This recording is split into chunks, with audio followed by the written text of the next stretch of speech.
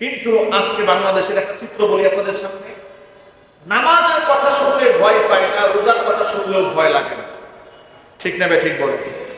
সারা জীবন চিল্লা যায়, তাকেও মানুষ ভয় পায় না। কিন্তু সাদা একটা কাপড়ের মধ্যে কালিমা খচিত লা ইলাহা ইল্লাল্লাহু মুহাম্মাদুর রাসূলুল্লাহ সাল্লাল্লাহু আলাইহি ওয়াসাল্লাম, শুধু একটা পতাকা কেউ বাড়ির ছাদে টানিয়েছে, কেউ ব্রিজে টানিয়েছে, এই পতাকা দেখেই বাম পাড়ায় এমন আগুন লেগেছে যে তেমন তার নিঃশ্বাস নিতে পারছে না, ঠিক না ঠিক বলেন? গোটা দেশের ছাদে ছাদে ব্রাজিলের পতাকা, আর্জেন্টিনার পতাকা উড়ে কারো মাথা ব্যথা নেই। কিন্তু লা ইলাহা ইল্লাল্লাহু মুহাম্মাদুর রাসূলুল্লাহ কালিমা খচিত পতাকা কেউ ব্রিজে লাগিয়েছে, প্রথম আলো পত্রিকার প্রতিবেদন দেওয়া শুরু করেছে, সাংবাদিকরা গবেষণায় বসে গেছে, ভারত থেকে উৎকণ্ঠা তৈরি হয়েছে, সর্বনাশ বাংলাদেশে জঙ্গিবাদের উৎপাত দেখা যাচ্ছে। শুধু লা ইলাহা ইল্লাল্লাহ মুহাম্মাদুর রাসূলুল্লাহ এই কালিমা দেখলে যারা জঙ্গিবাদের গন্ধ খুঁজে, খোদার কসম করে বলি এরা এই দুনিয়ার মানবতার সবচাইতে বড় দুশমন। তারা এই মুসলমান আমাদের প্রতিবেশী রাষ্ট্র, প্রতিবেশী হিসেবে যে হক হয়েছে সে হক আমরা দিতে এবং নিতে উভয় আমরা প্রস্তুত হয়েছি, কিন্তু আধিপত্যবাদকে আমরা প্রশ্রয় দেব না ইনশাআল্লাহ। ইনশাআল্লাহ বলেন। সুতরাং কালিমার পতাকাকে তারা ভয় পাচ্ছে কেন জানেন?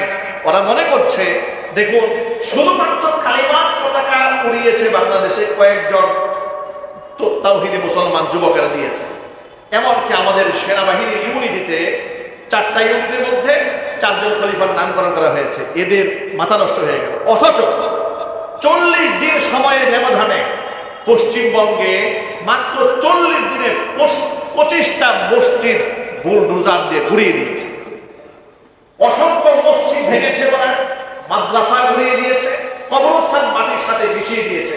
এই কথাগুলো সত্য না মিথ্যা? আওয়াজ দিয়ে বলেন, আরো জোরে বলেন না ভাই। কারণ বাংলাদেশে তো নরেন্দ্র মোদীর নাতিপুতিরা আছে, এমন বাংলাদেশের শত্রুদেরকে নরেন্দ্র মোদী তাদের কোলে তুলে লালন পালন করছে, ঠিক না ঠিক? ওরা এতগুলো মসজিদ ভাঙছে, কোনো আওয়াজ নাই, এতগুলা খানকা ভেঙে দিয়েছে, আওয়াজ নাই, এমনকি মুসলমানদেরকে জোরপূর্বক বাংলাদেশে রাতের আধারে কুশিন করে দেওয়ার ষড়যন্ত্র চালাচ্ছে। এটা নিয়েও আমাদের দেশের বাম এবং রামপাড়ায় কোনো আওয়াজ নাই। কিন্তু পক্ষান্তরে কালিমার পতাকা খালি বাড়ির ছাদে উঠলো কেন? জঙ্গিবাদের গ্রাণ খোঁজা হচ্ছে, মৌলবাদের গ্রাণ খোঁজা হচ্ছে। শাহবাগীদেরকে আমাদের স্পষ্ট বার্তা শুনিয়ে দিতে চায়, কালিমার পতাকা তো ব্রিজে উড়েছে, সেদিন বেশি দূরে নয়, জাতীয় সংসদে কালিমার পতাকা উড্ডীন হবে ইনশাআল্লাহ। সুতরাং এই ব্যাপারে আমাদের ঐক্যবদ্ধ থাকতে হবে, বলেন ইনশাআল্লাহ। সাহাবায়ে কিরাম রাদিয়াল্লাহু তাআলা আনহুম আজমাইন জিহাদে যাবেন তাবুকের প্রান্তরে, সমস্ত সাহাবায়ে কিরাম তাবুক যুদ্ধে চলে গেলেন, শুধুমাত্র মুনাফিকরা রয়ে গেল। আর এর মধ্যে 3 জন সাহাবী তারা কোনো প্রকারের শারঈ ওযর ছাড়াই বাড়ি রয়ে গেলেন। একজনের নাম হচ্ছে কাব ইবনে মালিক রাদিয়াল্লাহু তাআলা আনহু, আরেকজনের নাম হচ্ছে হিলাল ইবনে উমাইয়া রাদিয়াল্লাহু তাআলা আনহু, আরেকজনের নাম হচ্ছে মুরারা ইবনে রাবিআ রাদিয়াল্লাহু তাআলা আনহু। 3 জনের কোনো ওযর ছিল না, বিনা ওযরে জিহাদে যায়নি, থেকেছে। জিহাদের ময়দান থেকে যখন রাসূল ফিরে এসেছেন, এখন যারা যান নাই তারা রাসূলের কাছে আসছেন, এসে এক একটা অজুহাত দিয়ে একটা চলে যাচ্ছে। মুনাফিক যারা, হে আল্লাহর নবী আমার স্ত্রী খুব অসুস্থ ছিল, কেউ বললেন আমার পেটে একটু ব্যথা ছিল, কেউ বলছেন আমার পারিবারিক সমস্যা ছিল, ইত্যাদি বলে বলে মিথ্যা অজুহাত দেখে রাসূলের কাছ থেকে অব্যাহতি নিয়ে নিচ্ছেন। কিন্তু যারা প্রকৃত অর্থে রাসূলকে ভালোবাসেন, মহব্বত করেন, সততা যাদের অন্তর রয়েছে, ঈমান যাদের কলিজা ভরা, তারা কি রাসূলের সামনে মিথ্যা বলতে পারবেন? একটু জোর আওয়াজে বলেন। এখন এই যে 3 জন সাহাবী মহা বিপদে পড়ে গেলেন, যে আমরা তো আসলে ওযর ছিল না, রাসূলের কাছে যে গিয়ে বলবো যে এই জন্য যাই নাই, মিথ্যা কথা হবে। 3 জনে রাসূলের কাছে সরল স্বীকৃতি দিয়ে দিলেন, হে আল্লাহর নবী আসলে আমাদের কোনো অজুহাত ছিল না, আমরা শয়তানের ধোঁকায় পড়া চাই না, আপনার সামনে মিথ্যা বলতে পারতাম হে আল্লাহর নবী, কিন্তু আমরা ওই ব্যক্তির সামনে কিভাবে মিথ্যা বলবো, মিথ্যা বলে সান্ত্বনা দেব, যাকে মহান আল্লাহ তাআলা কিছু সময়ের মধ্যেই হয়তোবা আমাদের ব্যাপারে ওহী নাযিল করে সর্বঘটনা আল্লাহ জানাই দেবেন। সুবহানাল্লাহ বলেন। বিশ্বাসটা কত গভীর। হে রাসূল, আপনাকে না হয় সান্ত্বনা দিয়ে আমি কিছুক্ষণের জন্য চলে গেলাম, জিবরাইল মারফত আল্লাহ যে আপনাকে সব বলে দেবে না তার তো কোনো গ্যারান্টি নাই। এই জন্য সাময়িক সান্ত্বনা হে নবী আপনাকে দিতে চাই নাই, আসলে আমাদের ওজর ছিল না। নবী করিম সাল্লাল্লাহু আলাইহি সাল্লাম তাদের ব্যাপারে একটু কঠোর হলেন। সবাই গিয়েছেন, তারা যান নাই, কঠোর হলেন। এতটা কঠোর হলে সামাজিকভাবে সাহাবায়ে কেরামদেরকে তাদের সাথে ব্যবসা বাণিজ্য করতে নিষেধ করে দিলেন। এখন তাদের জীবনটা কেমন হয়ে দাঁড়ালো জানেন? আপন ভাই ভাইয়ের সাথে কথা বলে, তাদেরকে মসজিদে আসে, তারা এক জায়গায় দাঁড়িয়ে থাকে, নামাজ পড়ে, তাদের সাথে কেউ কথা বলে না, তাদেরকে কেউ সালাম দেয় না। রসুলকে তারা সালাম দেন, রসুল সালামের জবাব দেন না, পাশ কাটিয়ে যান। এদের অবস্থাটা কি হলো? এভাবে একদিন যায়, দুদিন যায়, সপ্তাহ চলে যায়, মাস চলে গেছে। এদের জীবনটা এমন হয়েছে, তারা বলতে আত্মহত্যা করা বৈধ হতো, আমরা আত্মহত্যা করে ফেলতাম, আমাদের এত কষ্ট লাগতেছে, এত কষ্ট লাগছিল আমাদের। আমরা তিনজন, অবস্থা এমন হয়েছে, এক একজনের চোখের পানি ছেড়ে কান্না করতে করতে করতে করতে চোখ যেমন ঘা বানিয়ে ফেলতেছে। কোরআন মাজিদে আল্লাহ রাব্বুল আলামিন এইভাবে একদিন আর দুদিন নয়, 40 দিন নয়, টানা 50 দিন অতিবাহিত হয়ে গেল। কতদিন ধরে বলেন? কতদিন? 50 দিন পার হয়েছে।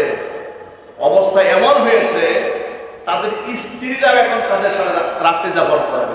সুবহানাল্লাহ। হুকুম আসছে, স্ত্রীরাও তাদের সাথে থাকতে পারবে না।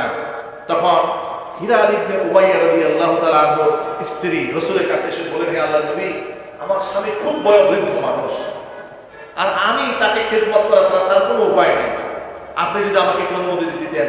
নবী করিম সাল্লাল্লাহু আলাইহি সাল্লাম বিশেষভাবে তার জন্য আলাদা অনুমোদন দিয়েছিলেন। স্ত্রীরাও তার সাথে থাকে না, মা বাবা তার সাথে কথা বলে না, আত্মীয় স্বজন কেউ কথা বলে না। অবস্থা এমন কঠিন হয়ে দাঁড়ালো। 50 দিন অতিবাহিত হয়ে গেল। 50 দিন অতিবাহিত হওয়ার পরে মহান আল্লাহ রাব্বুল আলামিন সূরা তাওবার মধ্যে তাদের ব্যাপারে আয়াত নাযিল করে দিলেন।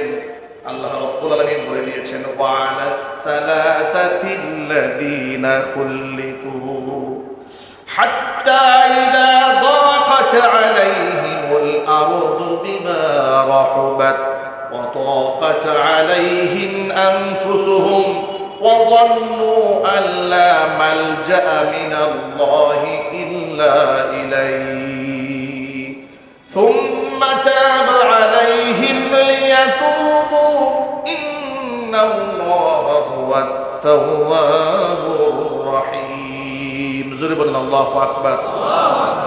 আল্লাহ তাআলা সূরা তাওবা 118 নম্বর আয়াত 117 নম্বর আয়াত নাযিল করলেন। আল্লাহ পাক বললেন বিশেষভাবে ওই তিনজন ব্যক্তির তওবা আমি আল্লাহ কবুল করে নিয়েছি। আল্লাযীনা খুলিফু, যারা জিহাদের ময়দানে যেতে পারেন নাই, পিছিয়ে ছিল। সুবহানাল্লাহ বলেন। অবস্থা এমন হয়ে দাঁড়িয়েছে, হাত্তা ইযা দাকাত আলাইহিমুল আরদু বিমা রাহাবাত, পৃথিবী প্রশস্ত হওয়া সত্ত্বেও তাদের জন্য সংকীর্ণ হয়ে গিয়েছে। ওয়াদাকাত আলাইহিম আনফুসুহুম, নিজের জীবনটাই সংকীর্ণ হয়ে গিয়েছে তাদের কাছে। ওয়াযান্নু, তারা ধারণা করে নিয়েছে, আল্লাহ মালজা মিনাল্লাহি ইল্লা ইলাইহি, আল্লাহ ছাড়া তাদের যাওয়ার আর কোনো রাস্তা নাই। সুম্মা তাবা আলাইহিম লিয়াতুবু, তাদের তওবার জন্য আমি তওবার রাস্তা করে দিলাম। ইন্নাল্লাহা হুয়াত তাওয়াবুর রহিম, আমি তওবাশীল, দয়াময়। সুবহানাল্লাহ। আমি তওবাকারী, দয়ালু, তওবা কবুলকারী, দয়ালু। আল্লাহ পাক নিজের ব্যাপারে বললেন। এই আয়াত যখন নাযিল হলো, তখন সাহাবীদের মধ্যে উৎকণ্ঠা ছড়িয়ে পড়ল। মানে এই সুসংবাদটা, এই যে তিনজন ব্যক্তির বাড়িতে কে আগে পৌঁছায় দেবে, মানে সুসংবাদ তো এটা পৌঁছায় দেবে, এক একজনে এক এক বাড়িতে দৌড় দিয়েছে। আপনি শুনে অবাক হয়ে যাবেন। দৌড়াতে দৌড়াতে একজন সাহাবী চলে গেল হযরতে মুরারা ইবনে রাবিয়ার কাছে, হিলাল ইবনে উমাইয়ার কাছে, আর কাব ইবনে মালিক রাদিয়াল্লাহু তাআলা আনহুর কাছে। যাওয়ার পরে তারা তাদের তওবা কবুল হয়েছে, আল্লাহ তাদেরকে ক্ষমার ঘোষণা করেছেন। এই সুসংবাদ পাওয়ার পরে খুশিতে আনন্দে আত্মহারা হয়ে, মানে যিনি সংবাদটা নিয়ে গেছেন তারে কি উপহার দেবেন, দেওয়ার মতো কিছু নাই। নিজের গায়ে একটা জামা ছিল, নিজের গায়ের জামা খুলে খুশিতে তাকে দান করে দিয়েছে। আল্লাহু আকবার বলেন। মানে দেওয়ার মতো কিছুই নাই। গায়ে ছিল একখানা জামা, নিজের পরনের জামাটা খুশি হয়ে করে দিলেন যে তুমি আমাকে এত বড় সুসংবাদ দিয়েছো, আল্লাহ আমাকে ক্ষমা করে দিয়েছে, সাথে নিজের গায়ের জামাটা সাহাবীকে খুলে দান করে দিয়েছেন। আল্লাহু আকবার। এরকম অসংখ্য ঘটনা সাহাবায়ে কেরামে রয়েছে। মাইজ ইবনে মালিক আল-আসলামী তওবার ঘটনা রয়েছে। সংক্ষিপ্ত পরিসরে জুমার দিনে এত কথা বলা যায় না। শুধু আপনাদেরকে দুটো মেসেজ দিলাম।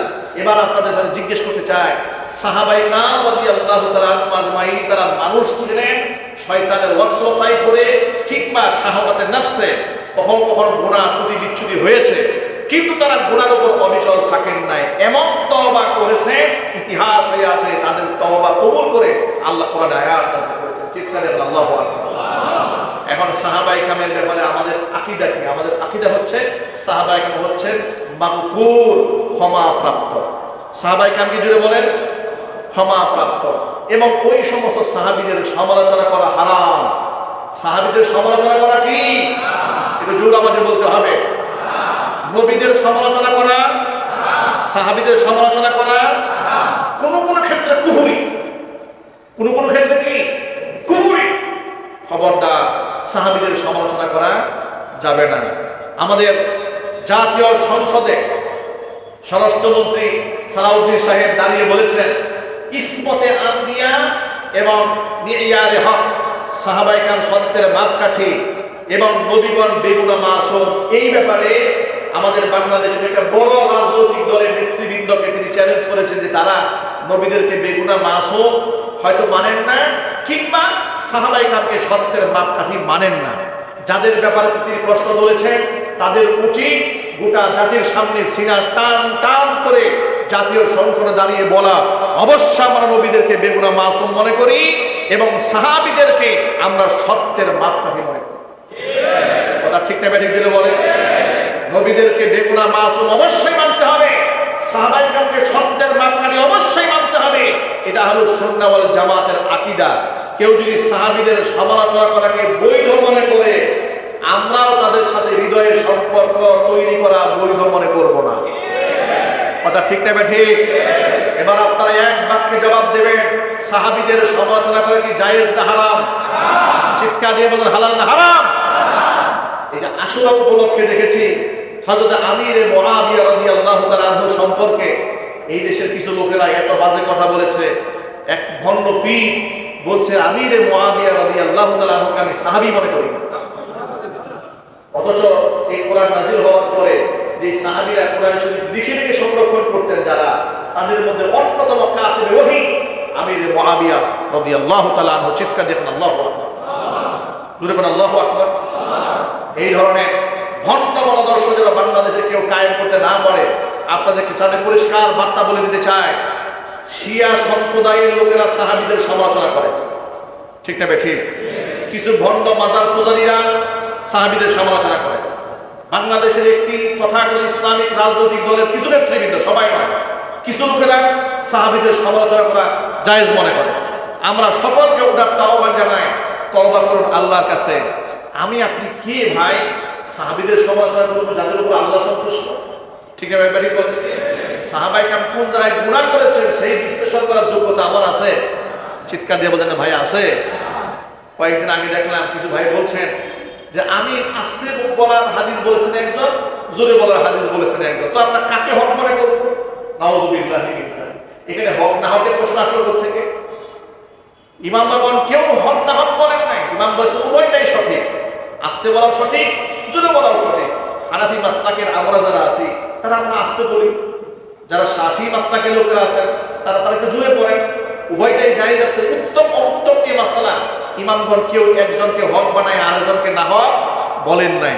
সুতরাং এই ধরনের বাজে কথা বলে সাহাবীদের ব্যাপারে বদগুমান আমাদের কলিজার মধ্যে যেন আল্লাহ পাক না দেন। আল্লাহ পাক যেন, আল্লাহর কাছে আমরা দোয়া করি, হে আল্লাহ সাহাবীদের মুহাব্বত, রাসূলের মুহাব্বত, নবীর ভালোবাসা দিয়ে আমাদের কলিজাকে ভরপুর করে দাও। যদি আমরা সাহাবীদের ভালোবাসি, তাদের সমালোচনা আমরা শুনতে পারবো? চিৎকার দিয়ে বলেন পারবো? সুতরাং আল্লাহ পাক যেন সাহাবায়ে কেরামের এই অবদানকে স্বীকার করে আমাদের দিল থেকে সাহাবীদেরকে জীবনের সবচেয়ে বেশি মহব্বত তাদের জন্য উপস্থাপন করতে পারি, সেই তৌফিক আল্লাহ পাক আমাদেরকে দান করেন। সাহাবী সমালোচনা করা কিংবা বিদ্বেষ পোষণ করার মতো জঘন্য কবিরা গুনাহ থেকে আল্লাহ তাআলা আমাদের হৃদয় এবং আমাদের জবানকে হেফাজত করেন। জোরে কোন আমিন। ইসলামের উপরে রাসূলের কাছ থেকে সাহাবায়ে কেরাম সরাসরি তালিম গ্রহণ করেছেন। কোন প্রেক্ষাপটে কোরআনের কোন আয়াত নাযিল হয়েছে, সরাসরি ব্যাখ্যা রাসূলের কাছ থেকে সাহাবায়ে কেরাম গ্রহণ করেছেন। তাদের ত্যাগ এবং কুরবানি আল্লাহর কাছে এতটাই মকবুল হয়েছে, নবী করিম সাল্লাল্লাহু আলাইহি ওয়াসাল্লাম তাদের ব্যাপারে বলেছেন, সাহাবীদের মর্যাদার কথা বর্ণনা করতে গিয়ে, লাউ আনফাকা আহাদুকুম মিসলা উহুদিন যাহাবান মা আদরাকা মুদ্দা নাসিবিহি ওয়ালা নাসিফাহু। আল্লাহ নবী সাল্লাল্লাহু আলাইহি ওয়াসাল্লাম বলেছেন, তোমাদের সাধারণ কোনো ব্যক্তি যিনি সাহাবী নন, এমন কোন ব্যক্তি যদি আল্লাহর পথে এক উহুদ পাহাড় পরিমাণ স্বর্ণ আল্লাহর রাস্তায় দান করে, মা আদরাকা মুদ্দা নাসিবিহিম, সাহাবায়ে কেরাম বা মুদ্দা আহাদিহিম ওয়ালা নাসিফাহু, সাহাবীদের একজন আল্লাহর পথে 1 শতাক কিংবা আধা শতাক সামান্যতম যে দান করেছে সেই দানের সমতুল্য হবে না উহুদ পাহাড়ের সমতুল্য দান। আল্লাহু আকবার বলেন। সাহাবীদের মর্যাদা আল্লাহ পাক এত উপরে উঠিয়ে দিয়েছে। সাহাবায়ে কেরামের মর্যাদা দিতে গিয়ে আল্লাহ পাক সূরাতুল বাকারায় দ্ব্যর্থহীন ভাষায় ঘোষণা করেছেন, ওয়া ইদা কিলা লাহুম আমিনু কামা আমানান নাস ক্বালু আনুমিনু কামা আমানাস সুফাহা আলা ইন্নাহুম হুমুস সুফাহা ওয়ালাকিন লা ইয়ালামুন। মদিনার মুনাফিকদেরকে যখন বলা হলো আমিনু, ঈমান আনো তোমরা, সেভাবে কামা আমানান নাস, যেভাবে সাহাবীরা ঈমান এনেছেন, ক্বালু আনুমিনু কামা আমানাস সুফাহা, মদিনার মুনাফিকরা বলল, আমরা কি এই সমস্ত বোকাদের মতো ঈমান আনবো নাকি? আল্লাহ পাক সাহাবীদের ব্যাপারে বললেন, আলা ইন্নাহুম হুমুস সুফাহা ওয়ালাকিন লা ইয়ালামুন, আমার নবীর সাহাবীদেরকে যারা বোকা বলে আসলে ওরা নিজেরাই বোকা। সাহাবায়ে কেরাম বোকা নন, যারা পরকালকে সাজিয়েছেন তারা কি বোকা? জোরে বলুন, তারা বোকা? আল্লাহ পাক বলে যারা, তারা বোকা নয়, অনন্ত অসীম কালের জন্য যারা ঈমান এনেছে, কষ্ট করেছে, হিজরত করেছে, দেশ ত্যাগ করেছে, জীবন বিলিয়ে দিয়েছে, ওরা বোকা নয়। বোকা তো তারা পরকালকে ধ্বংস করে দিয়ে ইহকালকে যারা সাজিয়ে নিয়েছে। আর আমার সাহাবীদেরকে বোকা বলে, ওরা নিজেরাও জানে না ওরা বোকা। এবার আপনারা বলুন তো, সাহাবীদের পক্ষে কে অবস্থান গ্রহণ করলেন? জোরে বলুন, আল্লাহ পাক। অন্য একটা আয়াতের মধ্যে আপনারা লক্ষ্য করেন, সূরা তাওবার মধ্যে আল্লাহ পাক সাহাবীদের প্রশংসা করে বলছেন, والسابقون الأولون من المهاجرين والأنصار والذين اتبعوهم بإحسان رضي الله عنهم ورضوا عنه وأعد لهم جنات تجري تحتها الأنهار خالدين فيها أبدا ذلك الفوز العظيم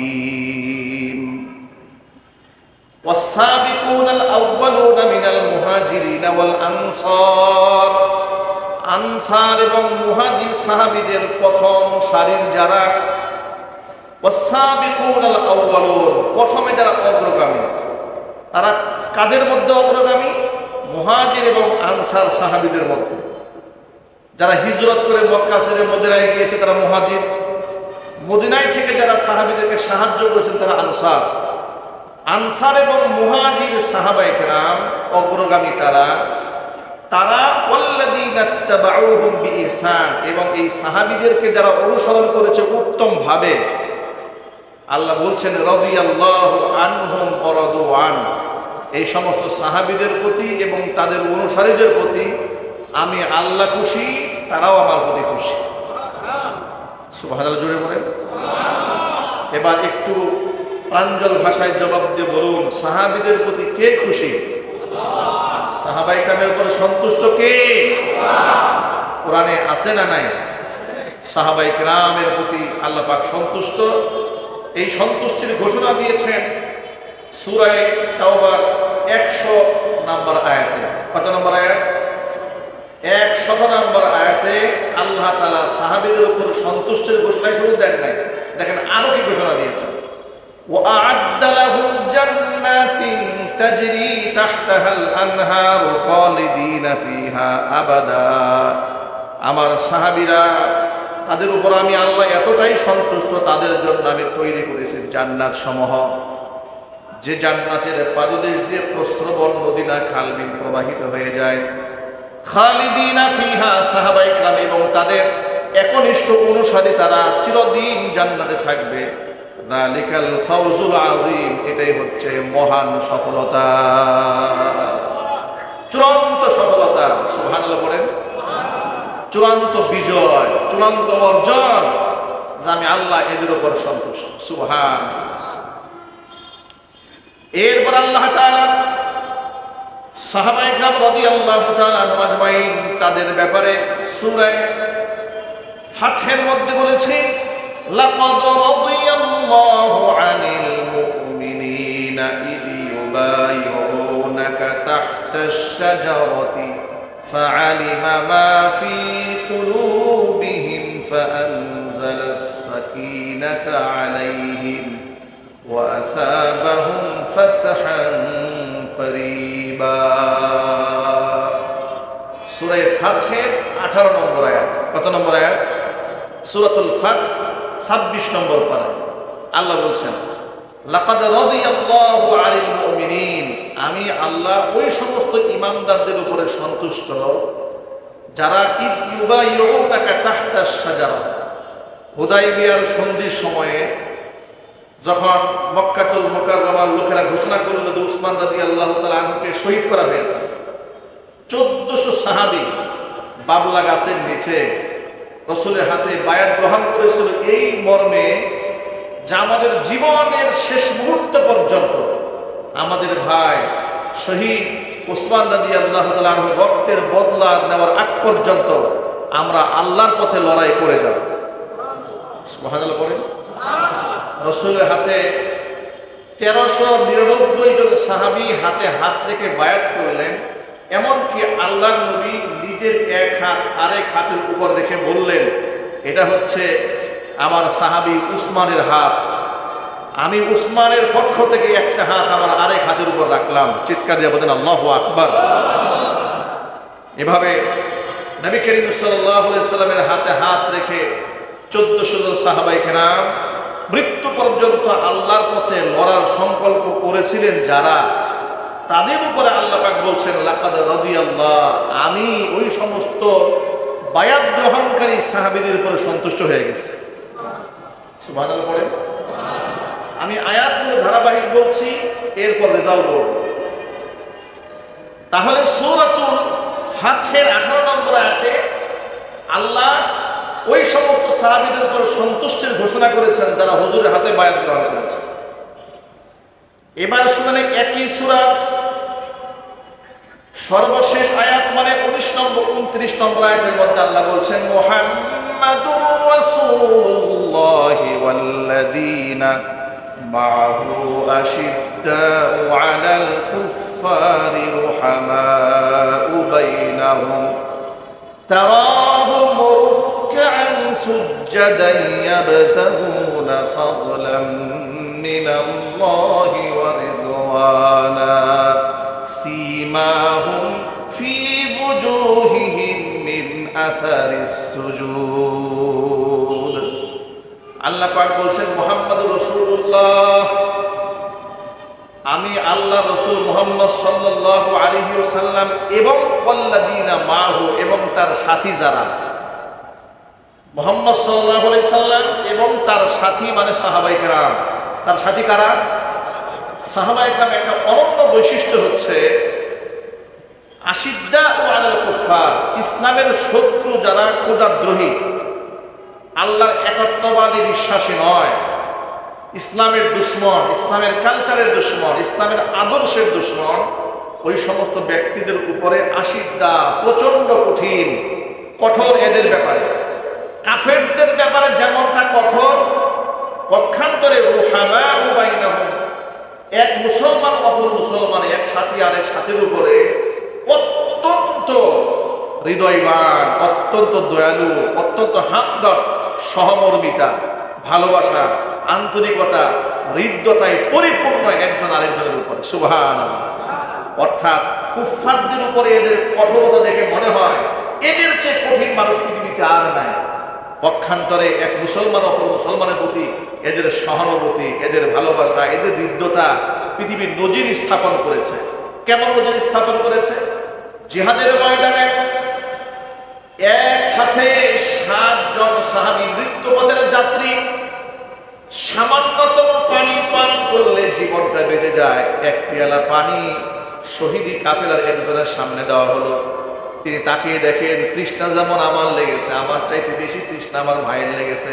নিজে পানি পান না করে পরের জনকে দিয়ে নিজেই শহীদ হয়ে গেলেন। আল্লাহু আকবার বলেন। রুহামাউ বাইনাহুম, কেমন মহব্বত। আবার পরের জন চিন্তা করলেন, আমার চেয়ে বেশি তৃষ্ণার্ত পরের জন, তিনিও পান করলেন না, পানিটা তার হাতে দিয়ে দিলেন। এবার তিনি শহীদ হয়ে গেলেন। এবং পরের জন চিন্তা করলেন, আমার চেয়ে বেশি অবশ্যই পানির তৃষ্ণা লেগেছে, আমার পরবর্তী ভাই, তার হাতে দিয়ে দিলেন। এইভাবে ঘুরতে ঘুরতে সমস্ত মানুষগুলো শহীদ হয়ে গেলেন। পানির পেয়ালার উপরে নিজের হক দাবি করেন নাই, অন্যকে ছেড়ে দিয়েছেন। যদি বলেন সুবহানাল্লাহ। রুহামাউ বাইনাহুম, এক সাহাবীর উপর আরেক সাহাবীর কেমন মমত্ব, কেমন মুহাব্বত আল্লাহ পাক দান করেছিলেন। আল্লাহ পাক কোরআন শরীফের আয়াতে আয়াতে পরতে পরতে তাদের প্রশংসা মানে উচ্চারণ করেছেন। এরপরে সূরা একটু লক্ষ্য করেন, আল্লাহ পাক সূরাতুল হুজুরাতের মধ্যে বলছেন, 3 নম্বর আয়াতে, ইন্নাল্লাযীনা ইয়াগুদ্দুনা আসওয়াতাহুম ইনদা রাসূলিল্লাহি উলাইকাল্লাযীনা আমতাহানাল্লাহু কুলুবাহুম লিত্তাকওয়া লাহুম মাগফিরাতুন ওয়া আজরুন আযীম। নিশ্চয় যারা আমার নবীর সামনে তাদের কণ্ঠের আওয়াজকে নত করেছে ভদ্রতার জন্য, সুবহানাল্লাহ বলেন, রাসূলকে তারা এতটা সম্মান দিয়েছে যে রাসূলের কণ্ঠের আওয়াজের উপর উঁচু গলায় কথাও বলে, ইয়াগুদ্দুনা আসওয়াতাহুম, কণ্ঠের আওয়াজকে তারা নত করেছে ইনদা রাসূলিল্লাহ, তার রাসূলের সামনে, কাছে। তারা কারা? রাসূলের সাহাবীরা। অবস্থা কি হয়েছে? উলাইকাল্লাযীনা আমতাহানাল্লাহু কুলুবাহুম লিত্তাকওয়া, তাদের কলবগুলোকে আমি আল্লাহ তাআলা তাকওয়ার মাধ্যমে পরীক্ষা করে নিয়েছি।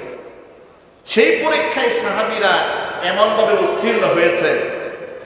একজন সাহাবীর ঘটনা আপনাদেরকে শোনাচ্ছি। আয়াত নাযিল হলো, রাসূলের কণ্ঠের আওয়াজের উপরে উঁচু আওয়াজে কথা বলা যাবে। এর আগের আয়াত, অর্থাৎ সূরা হুজুরাতের 2 নম্বর আয়াত নাযিল হওয়ার পরে এমন সময় সাহাবায়ে কেরাম রাদিয়াল্লাহু তাআলা আজমাইন সকলে খুব সন্ত্রস্ত হলেন, খুব ভয় পেয়ে গেলেন। এরপরে মদিনাতুল মুনাওয়ারার একজন আনসারী সাহাবী, তিনি মসজিদে নববীতে নামাজ পড়তে আসায় বাদ দিয়ে দিলেন, নামাজে আসেন না। নবীজি সাল্লাল্লাহু আলাইহি সাল্লাম ওই সাহাবীর ব্যাপারে খোঁজ খবর নিলেন, ব্যাপারটা কি হয়েছে, তাকে দেখা যাচ্ছে না। এমন সময় সাদ বিন মুআয রাদিয়াল্লাহু তাআলা দাঁড়িয়ে বললেন, নবীজি সাল্লাল্লাহু আলাইহি সাল্লাম, আমি ওই সাহাবীর বাড়িটা চিনি, তবে তিনি অসুস্থ নন এটা আমি জানি, কিন্তু আসেন না কেন সেটা জানি না। আপনি বললে আমি খোঁজ খবর নিয়ে দেখতে পারি। সেখানে গেলেন, গিয়ে দেখলেন যে অত্যন্ত লজ্জিত হয়ে ঘরের মধ্যে তিনি বসে আছেন। তাকে জিজ্ঞেস করা হলো, তুমি নামাজে যাও না? আল্লাহ নবী সাল্লাল্লাহু আলাইহি ওয়াসাল্লাম তোমার ব্যাপারে জিজ্ঞেস করেছেন, তুমি নামাজে যাচ্ছ না কেন? সাহাবী বললেন যে আমার জন্মগত গলার বয়স বড়, কণ্ঠের আওয়াজ উঁচু, আমি নিচু আওয়াজে কথা বলতে পারি না, কণ্ঠের আওয়াজটা এমনিতেই উঁচু হয়ে যায়। কিন্তু আল্লাহ তাআলা কোরআন শরীফে আয়াত নাযিল করেছে, আন তাহবাতু আমালুকুম ওয়া আনতুম লা তাশউরুন, নবীর কণ্ঠের আওয়াজের উপরে কণ্ঠের আওয়াজ উঁচু হয়ে যাওয়াতে যদি বিয়াদবি হয়, এই বিয়াদবি হয়ে গেলে নিজের অজান্তে সব আমল বরবাদ হয়ে যায়। আমার ভয় হচ্ছে, আমার মনে হয় আমার সব আমল শেষ, আমি মনে হয় জাহান্নামী হয়ে গেছি, আমি লজ্জায় মসজিদে নববীতে যাই না নামাজ পড়তে। এই কথাটা রাসূলের কাছে পৌঁছানো হলো। আল্লাহ নবী সাল্লাল্লাহু আলাইহি ওয়াসাল্লাম সাহাবীর ব্যাপারে সুসংবাদ পাঠিয়ে দিলেন, যা আমার সাহাবীকে জানায় দাও, নবীজি সাক্ষী দিয়েছেন বেশক তুমি আল্লাহর জান্নাতি। সুবহানাল্লাহ, সুবহানাল্লাহ।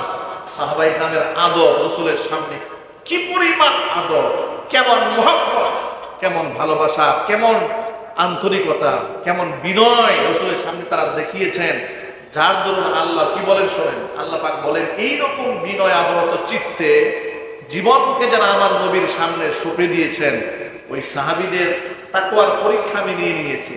এখন এদের পুরস্কারটা কি? লাহুম মাগফিরাতুন ওয়া আজরুন আযীম। এদের জীবনের অনেক মানবীয় ত্রুটি বিচ্যুতি আছে, আমি আমার পক্ষ থেকে এদের জীবনের সমস্ত গুনার খাতা ক্ষমার ঘোষণা দিয়ে দিলাম। তাদের জন্য আমি আল্লাহর কাছে রয়েছে মস্ত বড় পুরস্কার। আল্লাহু আকবার বলেন। এবার বলুন তো, সাহাবীদের উপরে সন্তুষ্ট কে? সাহাবীদেরকে ক্ষমা করে দিয়েছেন কে? সাহাবীদের মর্যাদা দিয়েছেন কে? সাহাবায়ে কেরাম জান্নাতি না জাহান্নামী? জোরে বলুন। সেই গ্যারান্টি, সিউরিটি কোরআনে মাজিদে আছে না নাই? এবার শুনুন, এই সাহাবীদের উপরে আল্লাহ সন্তুষ্ট হলেন, এই সাহাবীদের উপরে আল্লাহ ক্ষমার ঘোষণা করলেন। প্রশ্ন হচ্ছে, সেই সাহাবায়ে কেরাম কি বেগুনা মাসুম? এটা হলো প্রশ্ন। এই প্রশ্নের জবাব হচ্ছে না, সাহাবায়ে কেরাম বেগুনা মাসুম নয়। বেগুনা মাসুম হচ্ছে পৃথিবীর সমস্ত নবীগণ। পৃথিবীর সমস্ত নবীগণ, দুনিয়াতে যত নবী রাসূল আল্লাহ পাঠিয়েছেন তারা নির্বাচিত। তারা কি জোরে বলেন? নির্বাচিত। পৃথিবীতে আল্লাহর পক্ষ থেকে নবী হিসেবে আল্লাহ পাক নির্বাচন করেই পাঠিয়ে দিয়েছেন। পাবলিকের ভোটে নবী নির্বাচিত হয় না। পাবলিকের ভোটে নবী নির্বাচিত হয় না, নির্বাচিত হয়। আল্লাহ তাআলা এই কোরআনে সূরা আলে ইমরানের ব্যাপারে বলেছেন, ইন্নাল্লাহা আসতাফা আদম ওয়া নূহা ওয়া আলা ইব্রাহিম ওয়া আলা ইমরান আলাল আলামিন। মহান আল্লাহ রাব্বুল আলামিন সূরা আলে ইমরানের 33 নম্বর আয়াতে ঘোষণা করেন, নবীরা যে নির্বাচিত। এখন আপনারা বলুন, নির্বাচনটা কে করেছেন? সবাই বলেন না ভাই? নবীদেরকে সিলেক্ট কে করেছেন? আমরা কেউ সিলেক্ট করেছি? স্বয়ং আল্লাহ করেছেন। আচ্ছা, আল্লাহ যাদেরকে সিলেক্ট করেন তারা গুনাহগার হয়, খারাপ মানুষ হয় না? আল্লাহ বলছেন, ইন্নাল্লাহ আসতাফা, আমি আল্লাহ তাআলা সিলেক্ট করেছি, নির্বাচন করেছি, এমনকি তাদেরকে বিশেষত্ব দান করেছে। কাকে কাকে? আদম, নবী আদমকে, মানে পৃথিবীর প্রথম মানুষ। নূহান, নূহ আলাইহিস সালাতু ওয়াস সালামের সন্তান, নূহ আলাইহিস সালাতু ওয়াস সালামকে। ওয়া আলা ইব্রাহিম, ইব্রাহিমের সন্তানদেরকে। ওয়া আলা ইমরান, ইব্রাহিমের পরিবার এবং ইমরান আলাইহিস সালাতু ওয়াস সালামের পরিবারকে ইস্তফা, আমি মর্যাদা দিয়েছি। কি কাদের উপরে? আলাল আলামিন, গোটা বিশ্ববাসীর উপরে, গোটা জগৎবাসীর উপরে আমি এদেরকে নির্বাচন করেছি। সুবহানাল্লাহ পড়ে। এই জন্য আমাদের আকীদা, আমাদের বিশ্বাস যে পৃথিবীর সমস্ত নবীগণ বেগুনা মাসুম, ওহীর নির্দেশে তারা পরিচালিত হতেন। তাদের জীবনে কোনো গুনাহ নেই। সগীরা কবিরা, জাহিরি বাতিনি, ইচ্ছায় কিংবা অনিচ্ছায় পৃথিবীর কোনো নবীর কোনো গুনাহ নাই। নবী রাসূলদের কোনো গুনাহ হয় না, কারণ নবী রাসূলগণ নিজের ইচ্ছাকৃতভাবে মন গড়া কোনো কথাও বলেন না। তারা প্রমাণ শুনেন, সূরা নাজমের মধ্যে আল্লাহ পাক বলেছেন, ওয়ামা ইয়ানতিকু আনিল হাওয়া ইন হুয়া ইল্লা ওয়াহয়ুন ইউহা। মন গড়া কোনো কথা আমার নবী মুখ থেকে বলেন না, যা বলেন যা ওহীর মাধ্যমে তাকে জানানো হয় সেটাই তিনি বলেন। সুবহানাল্লাহ পড়েন। এই যে এতগুলো আয়াত আপনাদের সামনে উপস্থাপন করলাম, এই আয়াতের মাধ্যমে কি বোঝা গেল? নবীদের গুনাহ আছে? জোরে বলুন। নবীদের এই মর্যাদার আসনে কে বসিয়েছেন? আল্লাহ বসিয়েছেন। এখন প্রশ্ন হচ্ছে, নবীদের ব্যাপারে আমাদের আকীদা পরিষ্কার, সকলে মিলে এবার এক বাক্যে জবাব দিবেন। এটাই আহলুস সুন্নাহ ওয়াল জামাতের আকীদা। আমাদের বিশ্বাস এটাই যে নবী আম্বিয়া আলাইহিমুস সালাতু ওয়াস সালাম যা বলতেন উম্মার কাছে নিজের পক্ষ থেকে বলতেন না, এটা আল্লাহর পক্ষ থেকে বলতেন, ওহীর মারফত বলতেন। এবার আপনারা জবাব দিয়ে বলুন, পৃথিবীর আদম আলাইহিস সালাতু ওয়াস সালাম থেকে শুরু করে নবী মুহাম্মদ রাসূলুল্লাহ সাল্লাল্লাহু আলাইহি ওয়াসাল্লাম পর্যন্ত যত নবী রাসূল দুনিয়াতে এসেছেন তাদের কারো কোনো গুনাহ ছিল? জোরে বলুন। তারা বেগুনাহ, মাসুম, নিষ্পাপ। তারা বেগুনাহ, মাসুম। এই কথা বল থাকে ভাই ইনশাআল্লাহ। এবার শুনেন, তাহলে নবীরা বেগুনাহ, মাসুম, তাহলে মাসুম ব্যক্তিদের সমালোচনা করা হারাম। নবীদের সমালোচনা করা কি হারাম? কোন ব্যক্তি যদি বলে নবীরা এই কাজটা না করে এই কাজটা করলে ভালো হতো, এই কথা বলার সুযোগ আছে? যদি বলুন আছে। এই যে আপনারা জানেন, তাবলীগের বড় একজন আমির মাওলানা সাদ কান্দলবি হাদাহুল্লাহ, আল্লাহ পাক তাকে হেদায়েত দান করুন। তাবলীগ জামাতের দুটো গ্রুপ হয়েছে না? এই দুই গ্রুপ হওয়ার পিছনে বড় একটা কারণ এটা, মাওলানা সাদ কান্দলবি বড় দায়ী, কোনো সন্দেহ নেই। দীর্ঘদিন যে তাবলীগের সাথে জড়িত, এটাও কোনো সন্দেহ নাই। তার অসংখ্য অগণিত ভক্তবৃন্দ আছে, খেদমত করলে ভক্ত তৈরি হয়।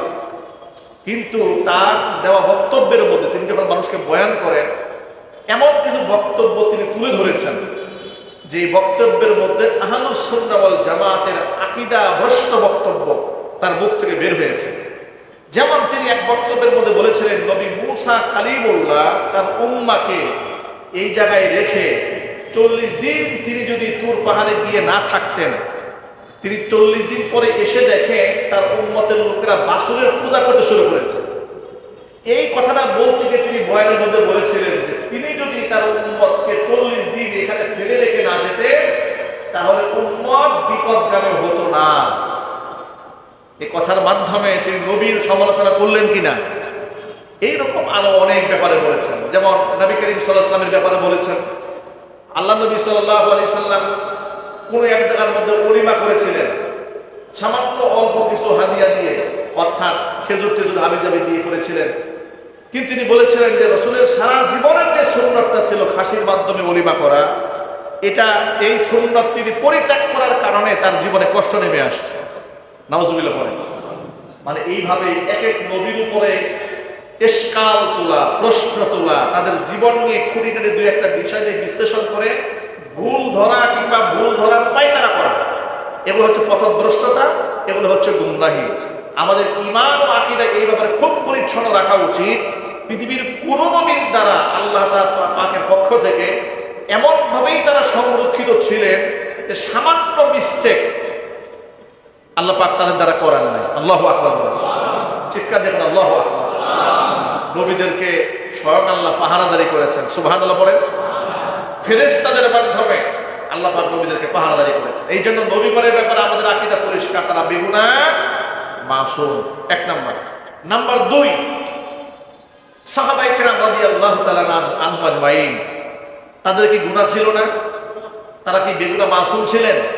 না, অবশ্যই তারা বেগুনাহ, মাসুম ছিলেন না। তারা রক্তে মাংসে করা মানুষ ছিলেন।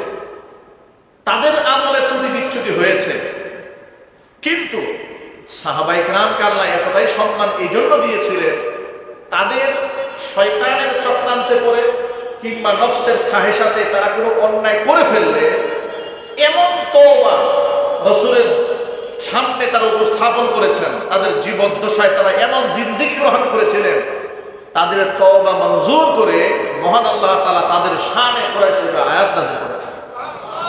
সুবহানাল্লাহ কি বাড়ি গিয়ে বলবেন? চিৎকার দেখুন আল্লাহু আকবার। বহুদিন আগে আপনাদেরকে একটা ঘটনা শুনিয়েছিলাম। আনসারী এবং মুহাজির সাহাবী সংখ্যায় যখন তারা কম ছিলেন, জিহাদে যদি মুহাজিররা যেতেন, আনসারীরা বাড়ি পাহারা দিত। আবার আনসারীরা গেলে মুহাজিররা বাড়ি পাহারা দিত, বা রোটেশন, একজন গেলে আরেকজন থাকে, এভাবে ডিউটি করা হতো। একবার এরকম হলো, মুহাজির সাহাবী জিহাদে গিয়েছেন, আনসারী সাহাবী তার বাড়ির দায়িত্ব গ্রহণ করেছেন। বাড়িতে মুহাজিরের স্ত্রী একা ছিলেন। এমন সময় স্ত্রীর চুলের সৌন্দর্যটা দেখে একজন সাহাবীর মনের মধ্যে প্রেম জেগেছে। তিনি নফসের খাহেসাতে তার দিকে এগিয়ে গিয়েছেন, তার হাত স্পর্শ করেছেন। মধ্যে পাওয়া যায় ওই মহিলার হাতগুলো তিনি চুম্বন করেছেন। পরবর্তীতে মুহাজিরের স্ত্রী আনসারী সাহাবীকে ডেকে বললেন, তুমি তোমার ভাইয়ের আমানতের খেয়ানত করলে, তোমারও দায়িত্ব ছিল ভাইয়ের আমানতকে রক্ষা করা। এতটুকু শুধু চুম্বন করেছেন অন্যায়ভাবে। এতটুকু অন্যায় যখন তার সামনে তুলে ধরা হয়েছে, তিনি এমন লজ্জিত হয়েছেন, এমন শরম পেয়েছেন যে ঘর থেকে বের হয়ে কাঁদতে কাঁদতে কাঁদতে কাঁদতে পাহাড়ে চলে গেছেন। পাহাড়ে গিয়ে ক্ষান্ত হয় নাই। আবু বকরের কাছে গেছেন যে আমার কি তওবার কোনো রাস্তা আছে নাকি? ওমরের কাছে গেছেন যে আমি তো অন্যায় করে ফেলেছি, তওবার কোনো রাস্তা আছে নাকি? সবাই তাকে বের করে দিয়েছে যে না, এর ফয়সালা আমাদের হাতে নাই। সর্বশেষ মুহাম্মদ রাসূলুল্লাহ সাল্লাল্লাহু আলাইহি ওয়াসাল্লামের সামনে গিয়ে নিজের সমস্ত ঘটনা খুলে বলেছেন। নবী করিম সাল্লাল্লাহু আলাইহি ওয়াসাল্লাম খুব কষ্ট পেয়েছেন। আল্লাহ নবী এই ব্যাপারে হার্ড হয়েছেন, তিনি শক্ত হয়ে গেলেন। তুমি তোমার ভাইয়ের আমানতের খেয়াল করেছ, এই ফয়সালা আমার পক্ষ থেকে হবে না। হুজুরের কাছ থেকে তিনি মাহরুম হয়ে নিরাশ হয়ে পাহাড়ে চলে গেছেন। পাহাড়ে গিয়ে এইভাবে কান্নাকাটি শুরু করেছেন, কাঁদতে কাঁদতে কাঁদতে কাঁদতে পাথর ভিজে ফেলেছে, পাগলের মতো অবস্থা। পরিবারের কোনো খোঁজখবর নাই, সেজন্য উন্মাদ হয়ে গেছে কান্না করতে করতে, এই এতটুকু পাপ করার কারণে। পরবর্তীতে চতুর্দিকে সাহাবায়ে কেরাম রাদিয়াল্লাহু তাআলা আজমাইন তাদের মধ্যে গুঞ্জন শুরু হয়ে গেল যে সামান্য কাজটা করেছে, এত কান্নাকাটি শুরু করেছে। তার প্রেক্ষিতে মহান আল্লাহ তাআলা কোরআন মাজিদ আয়াত নাযিল করে ঘোষণা দিয়ে দিলেন সূরা আলে ইমরানের মধ্যে, ওয়াল্লাযীনা ইযা ফাআলু ফাহিশাতান আও যালামু আনফুসাহুম যাকারুল্লাহা ফাস্তাগফিরু লিযুনুবিহিম। মুহসিন বান্দা তারা যারা জীবনে কোনো যদি ব্যভিচার করে ফেলে অথবা যালামু আনফুসাহুম নিজের উপর কবিরা গুনাহ করে জুলুম করে ফেলে, যাকারুল্লাহ যখন তারা আমি আল্লাহর কথা স্মরণ হয়ে যায়, মনে যখন করে ফেলে, ফাস্তাগফিরু লিযুনুবিহিম নিজের কৃতকর্মের জন্য ক্ষমা প্রার্থনা করে আমি আল্লাহর কাছে, ওয়া মান ইয়াগফিরুয যুনুবা ইল্লাল্লাহ ক্ষমা তো আল্লাহ ছাড়া কেউ করতে পারে না, ওয়ালাম ইউসিররু আলা মা ফাআলু ওয়া হুম ইয়ালামুন তারা যা করেছেন কৃতকর্মে অন্যায় কাজের উপর তারা কোনোদিন দায়েম কায়েম থাকে না, স্থির থাকে না, অন্যায় থেকে ফিরে আসে। উলাইকা জাযাউহুম মাগফিরাতুম মির রাব্বিহিম এই সমস্ত সাহাবীদের জন্য, এমন ব্যক্তিদের জন্য আমি রবের পক্ষ থেকে রয়েছে জান্নাত, ক্ষমার ঘোষণা, ও জান্নাতুন এমন জান্নাতের ঘোষণা, তাজরি মিন তাহতিহাল আনহার যে জান্নাতের পারদেশ দিয়ে প্রবাহিত হয়ে যায় প্রস্রবণ, খালিদিনা ফিহা চিরদিন তারা জান্নাতে থাকবে। জোরে বলেন সুবহানাল্লাহ। ওয়া নি'মা আজরুল আমিলিন ভালো কাজ যারা করে তাদের বিনিময় কতই না উত্তম হয়। বন্ধুগণ, আয়াত সূরা আলে ইমরানের 136 নম্বর আয়াত এবং 135 দুটো আয়াতে আল্লাহ পাক এই ব্যাপারে ঘোষণা দিয়ে দিলেন, এইরকম অনাকাঙ্ক্ষিত ঘটনা ঘটার পরে যারা অনুতপ্ত হয়, ক্ষমা প্রার্থনা করে, তাদের জন্য কিসের ঘোষণা রয়েছে? ক্ষমার ঘোষণা রয়েছে, জান্নাতের ঘোষণা রয়েছে। ছোট্ট করে একটা লম্বা ইতিহাস অল্প সময় বলে দিই আপনাদের সামনে। নবী করিম সাল্লাল্লাহু আলাইহি ওয়াসাল্লাম তাবুক যুদ্ধে সাহাবীদেরকে ডাকলেন। যুদ্ধের পথ অনেক লম্বা, সাহাবীদের সংখ্যা অনেক কম, যুদ্ধের সামানাও অনেক কম, অর্থাৎ যুদ্ধের ময়দানে যে পরিমাণ রসদ দরকার, খাবার দরকার, পানীয় দরকার, সরঞ্জাম দরকার, অস্ত্র দরকার পর্যাপ্ত নেই। মুসলমানদের অবস্থা খুব নাজুক পরিস্থিতি। জিহাদে যাবেন এমন সময় সমস্ত সাহাবায়ে কেরাম রওনা হলেন। এমন একটা মৌসুম ছিল প্রচন্ড গরম এবং খেজুরগুলা পেকেছে, খেজুর পাড়ার মৌসুমটা এসেছে। তখন সমস্ত সাহাবায়ে কেরাম রওনা হয়ে গেলেন, কেউ পায়ে হেঁটে, কেউ ঘোড়ায় চড়ে, কেউ গাধায় চড়ে রওনা হয়ে গেল, কেউ উঠে চড়ে রওনা হয়েছে। এর মধ্যে একমাত্র মুনাফিক ছাড়া সবাই চলে গেছে জিহাদের ময়দানে। মুনাফিকরা কিন্তু কঠিন মুহূর্তে ইসলামের পক্ষে অবদান রাখবে না। মুনাফিকদের একটা বড় খাসলাত হচ্ছে এরা বাহ্যিকভাবে ঈমান প্রকাশ করলেও মন থেকে ইসলামকে পছন্দ করে না। জিহাদকে যারা অপছন্দ করে তারা মুনাফিক। তারা কি জন্য বলে? আপনাদের সকল ভাইদেরকে বলি, আল্লাহ তাআলা তো আমাদেরকে সরাসরি কুফফারদের বিরুদ্ধে লড়াই করার মতো সুযোগ আল্লাহ দেন নাই, কিন্তু জিহাদকে আমরা অস্বীকার করি না। পৃথিবীর যেখানে মুজাহিদরা কাফেরদের বিরুদ্ধে লড়াই করে আমরা তাদেরকে সমর্থন করি, তাদের জন্য দোয়াও করি। আমরা এমন মানসিক প্রস্তুতি গ্রহণ করে রেখেছি, যদি ঈমান ও ইসলামের জন্য, আল্লাহর দ্বীনের জন্য, কোরআনের জন্য, ইসলামের মর্যাদা রক্ষার্থে যদি আমাদের কোনোদিন অস্ত্র হাতে তুলে নিতে হয়, জীবন বাজি রাখতে হয়, ইনশাআল্লাহ আমরা প্রথম সারিতে ঝাঁপিয়ে পড়বো ইনশাআল্লাহ। ইনশাআল্লাহ বলেন। আল জিহাদ ওয়াজিব ইলা ইয়াউমিল কিয়ামah। জিহাদ তো চলছে, চলবে কিয়ামত পর্যন্ত। এটা রহিত হবে না, এটা বন্ধ হবে না।